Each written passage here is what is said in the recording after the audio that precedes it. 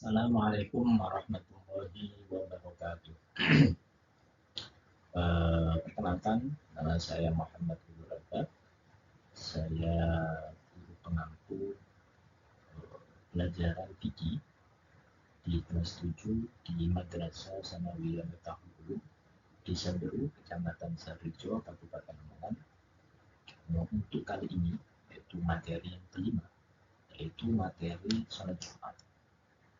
Jadi nanti di dalam materi ini kita akan membahas tentang kewajiban melaksanakan sholat Jumat, nilai-nilai positif dalam sholat Jumat, ketentuan sholat Jumat, ketentuan khutbah Jumat, praktek sholat Jumat atau praktek khutbah Jumat.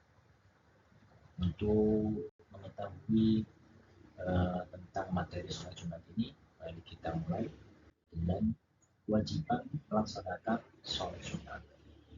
Sholat Jumat sendiri itu adalah sholat 2 rakaat yang dilaksanakan sesudah khutbah pada waktu zuhur di hari Jumat.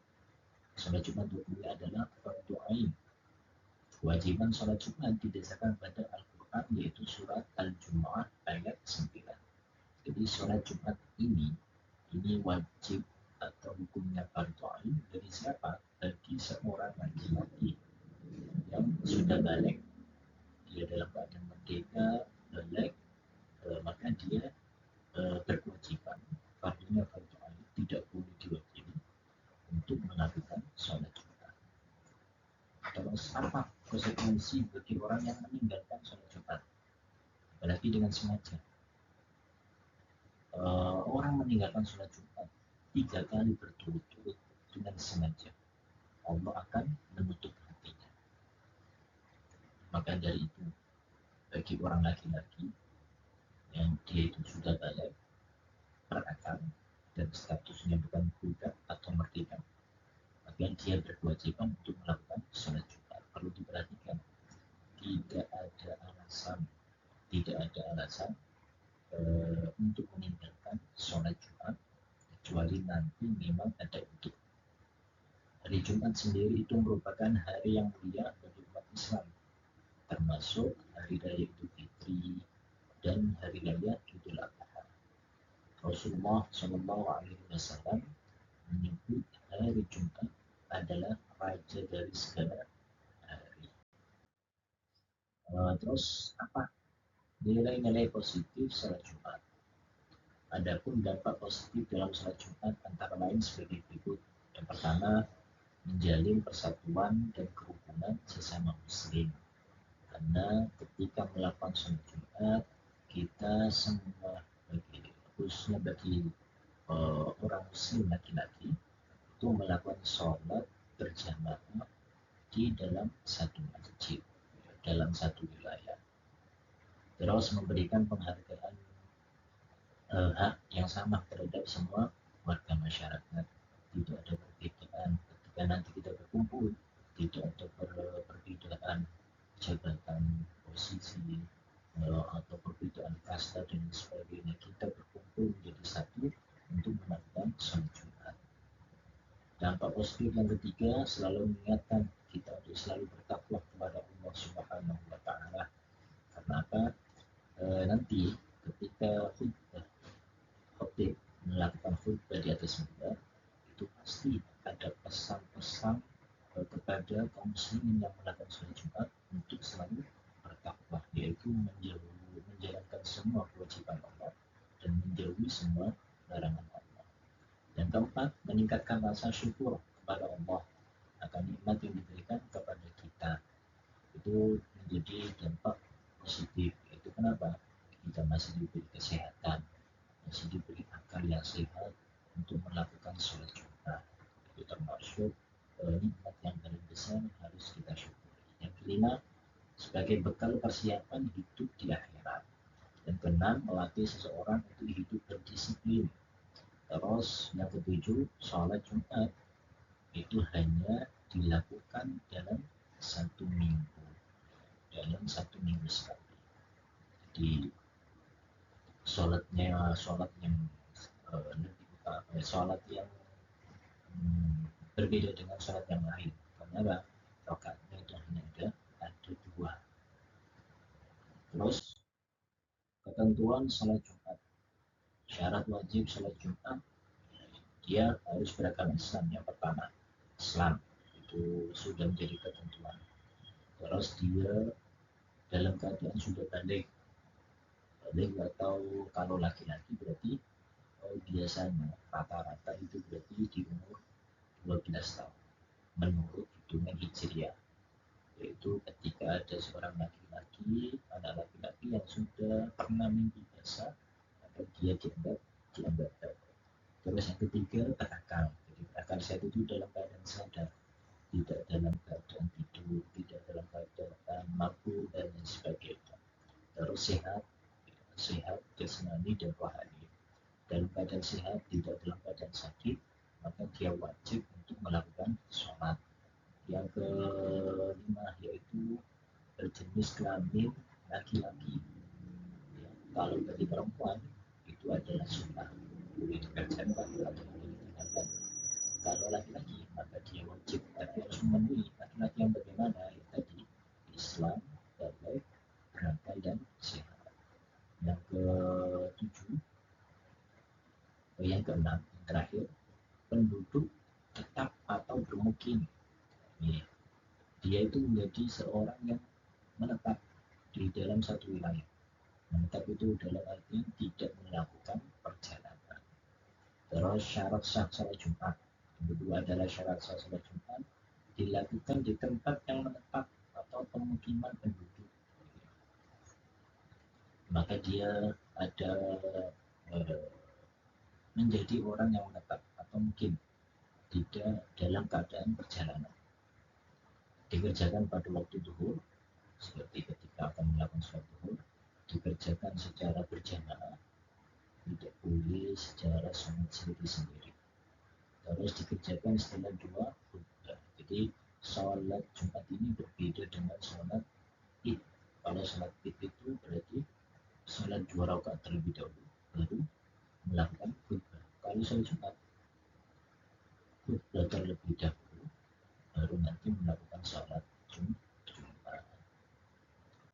Next, ketentuan sholat Jumat.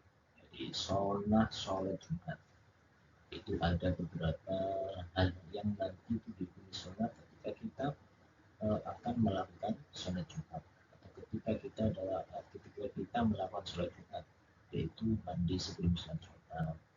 Ini mandi itu termasuk sunnah. Mandi sebelum melakukan sholat Jumat, kita usahakan untuk mandi terlebih dahulu, menggunakan pakaian yang bersih, rapi, dan lebih utama yang berwarna putih. Itu termasuk sunnah dari semua sholat Jumat. Memotong kuku dan mencukur kumis terlebih dahulu sebelum melakukan sholat Jumat itu juga sunnah. Memakai wangi-wangian juga sunnah. Setelah sampai di masjid, sebelum duduk hendaknya melaksanakan sholat 2 rakaat, yaitu sholat namanya sholat tahiyatul masjid, itu juga sunnah. Terus banyak membaca Al-Quran, zikir dan sholawat Nabi Muhammad SAW ketika dalam proses melakukan sholat Jumat. Diam dan tenang ketika ada khotib melakukan khutbah. Itu termasuk sunnah-sunnah yang bisa menyempurnakan sholat Jumat. Terus ketentuan khutbah Jumat. Pengertian khutbah Jumat adalah perkataan yang mengandung makna atau tuntunan ibadah yang disampaikan oleh khotib sebelum sholat Jumat dilaksanakan. Orang yang menjadi khotib khutbah Jumat itu harus memenuhi syarat. Di antaranya adalah khotib harus disampaikan pada waktu duhur. Tidak boleh sebelum waktu duhur melakukan khutbah. Kalau itu dilakukan, maka sholat Jumatnya tidak sah. Khotib harus berdiri bagi yang mampu. Ada khotib yang mampu untuk berdiri, maka dia harus berdiri. Tidak boleh dilaksanakan dengan duduk. Duduk di antara 2 khutbah dengan istirahat sebentar. Jadi ada duduk di antara 2 khutbah, jadi khutbah ada 2. Khutbah pertama, terus khutbah kedua. Ya, di antara khutbah pertama dan kedua itu khotib dianjurkan dari hadis besar dan kecil. Ini syarat bagi khutbah. Dia harus suci dari hadis besar maupun hadis kecil. Syarat yang kelima, khotib harus menutup aurat. Khotib harus menutup aurat. Jadi pakaiannya rapi, auratnya ditutupi, itu menjadi syarat bagi orang yang berkhutbah. Suaranya keras agar dapat didengar oleh jemaah. Itu gini ya. Kalau memang tidak ada pengarang, syaratnya dia harus berbicara yang suaranya itu sampai terdengar 40 jamaah. Itu menjadi syarat. Terus khutbah harus dilakukan pada bangunan yang dipakai untuk sholat.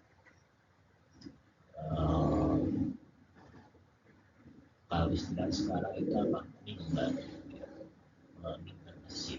Itu termasuk tempat untuk sholat.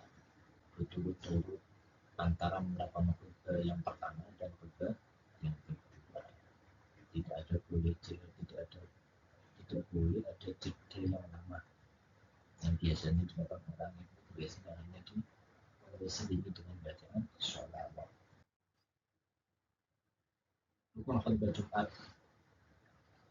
Khutbah harus memenuhi rukun-rukunnya. Jika tidak, batallah khutbahnya. Jadi ada rukun. Rukun itu berarti kewajiban yang dilakukan ketika khutbah Jumat. Kalau itu ditinggalkan, maka batallah khutbahnya, yaitu membaca hamdalah atau pujian-pujian kepada Allah Subhanahu wa taala di awal di khutbah yang pertama maupun di khutbah yang kedua, yaitu alhamdulillah, seperti contoh alhamdulillah rabbil alamin dan lain sebagainya. Terus mengucapkan dua kalimat syahadat di kedua khutbah.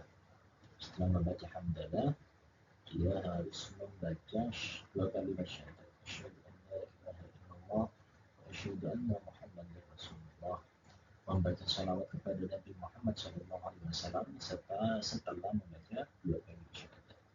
Allahumma sholli ala, sedikit minimal, Allahumma sholli ala sayyidina Muhammad wa ala sayyidina Muhammad.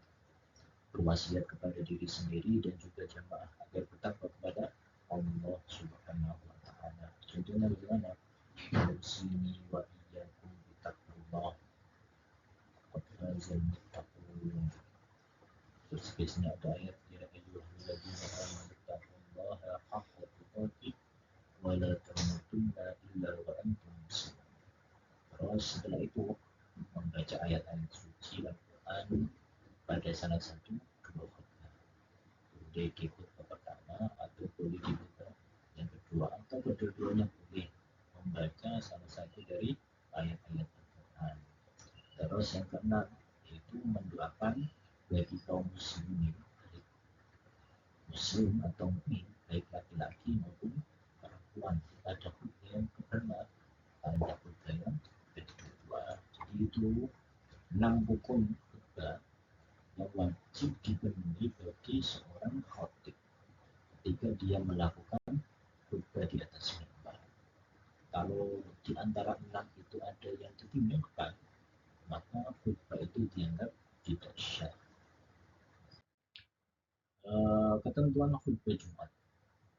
Sunnah khutbah Jumat, sunnah khutbah Jumat. Khutbah dilaksanakan di atas mimbar atau tempat yang lebih tinggi dari lantai. Kalau memang bisa, itu ada tempat yang lebih tinggi daripada jamaah sholat Jumat, di atas mimbar atau di tempat-tempat yang tinggi. Kalau memang tidak ada ya tidak apa-apa, karena ini memang hukum sunnah. Yang kedua, mengucapkan salam sebelum muadzin mengumandangkan adzan. Jadi setelah khutbah itu di atas mimbar, itu disunahkan untuk mengucapkan salam sebelum muadzin, sebelum murabbih itu melakukan adzan. Duduk sejenak setelah salam ketika muadzin adzan. Jadi ketika muadzin adzan, dia itu disunahkan untuk duduk. Terus yang keempat, khutbah dijelaskan dengan kalimat jelas dan mudah dan dipahami. Bagaimana ini? Ini berarti kalau memang dia itu berada di daerah tertentu yang mempunyai bahasa tertentu, maka ya diperlakukan untuk melakukan bahasa yang memang sudah terkenal di situ.